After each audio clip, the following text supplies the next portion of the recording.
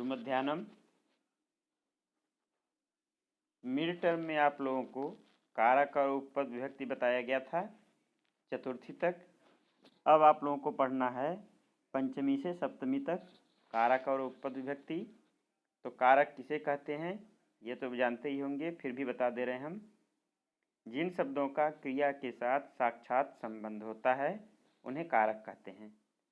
क्रिया तथा द्रव्य का संयोग करने वाले शब्दों को कारक कहते हैं। मतलब जिन शब्दों का क्रिया के साथ साक्षात संबंध नहीं होता वे कारक नहीं कहते। जैसे संबंध। कारक के भेद जानते ही होंगे, 6 भेद हैं। कर्ता, कर्म, करण, संप्रदान, अपादान, अधिकरण। उसके बाद आपको प्रथमा से चतुर्थी तक हो गया है। पंचमी हम देखते हैं। पंचमी में आपको पढ़ना है ध्रुवम, अपाय, अपादानम और संबंधे खष्टि, बहि, बिना योगे सब पंचमी इत्यादि। तो शुरू करते हैं। अपादाने पंचमी, ध्रुवम, अपाय, अपादानम। देखेंगे अपाये सति यद ध्रुवम तस्य अपादान संज्ञा भवति। अपाये सति माने अलग होने पर, यत ध्रुवम जो स्थिर रहता है, तस्य अपादान संज्ञा भवति उसकी अपादान संज्ञा होती है।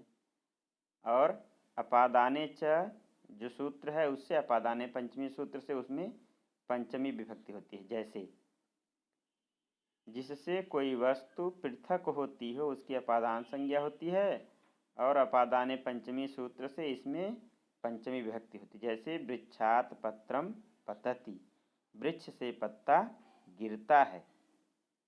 वृक्षात पत्रम पतति, वृक्ष से पत्ता गिरता है। नृपः ग्रामात आगच्छति, नृप गांव में आता है, गांव से आता है। फिर पृथक होने पर स्थिर पदार्थ की अपादान संज्ञा होती है तथा अपादान कारक में पंचमी विभक्ति होती है। जैसे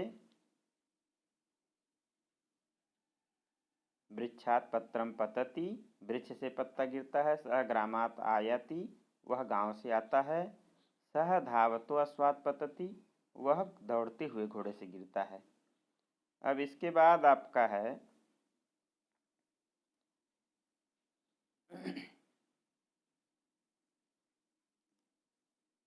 सातवां नंबर में देखेंगे अन्य, भिन्न माने अतिरिक्त, आरात, इतर, रीते, बिना, प्राक, प्रत्यक आदि अन्य दिशावाची शब्द बहि, अनंतर, परम, ऊर्ध्वम आदि के योग में पंचमी विभक्ति होती है। जैसे ज्ञानात रीते मुक्ति न, ज्ञान के बिना मुक्ति नहीं। ग्रामात पूर्वम उत्तरो वा, गांव के पूर्व या उत्तर में। बहि, गृहात बहि, दक्षिणाह ग्रामात, गांव के दक्षिण में। ग्रामात बहि, गांव के बाहर इत्यादि। ये हो गया उपपद विभक्ति और ध्रुवम, अपाय, अपादानम। अब आपको पढ़ना है षष्ठी विभक्ति। षष्ठी में क्या है? जहाँ अन्य विभक्तियों के प्रयोग का विधान नहीं है उन शेष संबंधों को बताने के लिए षष्ठी विभक्ति का प्रयोग किया जाता है। जैसे ये संबंध स्व, स्वामी, जन्य, जनक, कार्य, कारण के रूप में हो सकते हैं। जैसे मम मित्रम, मम पिता इत्यादि।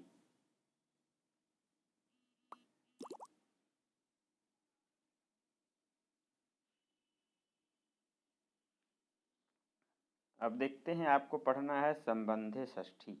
मतलब जहाँ संबंध का निधान हो वहाँ संबंध जहाँ बताया जाए उसमें षष्ठी विभक्ति का प्रयोग होता है। जैसे ऊपर भी बताया गया है मम गृहम, मेरा घर। घर किसका है? मेरा है। तो मेरे शब्द की संस्कृति जो होगी वो उसमें षष्ठी रहेगी। जैसे रामस्य पुस्तकम मम गृहम, तस्य पुत्रः रामस् इत्यादि।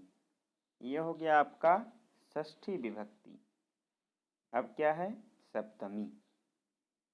अधिकरण कारक कहते हैं इसको। तो अधिकरण कारक की परिभाषा क्या है?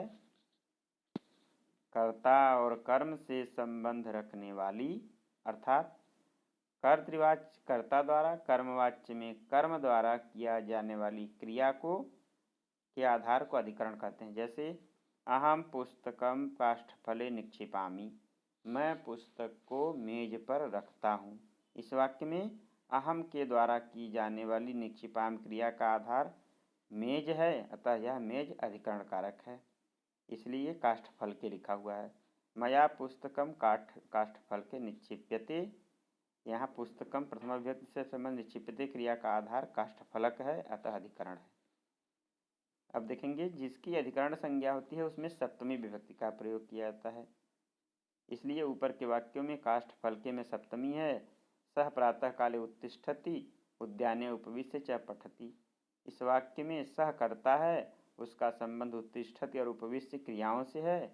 उठने का आधार समय की दृष्टि से प्रातः काल है और बैठने का आधार स्थान की दृष्टि से उद्यान है, अतः दोनों आधारों की अधिकरण संज्ञा होगी और उसमें सप्तमी विभक्ति का प्रयोग होगा।